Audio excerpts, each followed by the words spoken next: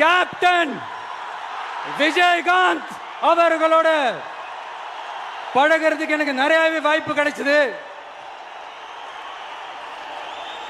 அவரும் இந்த மதுரை மண்ணை சேர்ந்தவர் தானே, அவரை மறக்க முடியுமா? தமிழ்நாட்டு மக்கள் உணர்வுபூர்வமா உண்மையா நம்ம பக்கத்திலே நிக்கிறவங்க, அதுக்கு ஒரு மிகப்பெரிய அடையாளம் தான் இந்த மதுரை மண். நம்ம தமிழக வெற்றி கழகம் கையில் எடுத்திருக்கிற அரசியலும் அப்படித்தான். உண்மையான அரசியல், உணர்வு பூர்வமான அரசியல், நல்ல அரசியல், நல்லவங்களுக்கான அரசியல், நாட்டு மக்களுக்கான அரசியல், நல்லது மட்டுமே செய்கிற அரசியல்.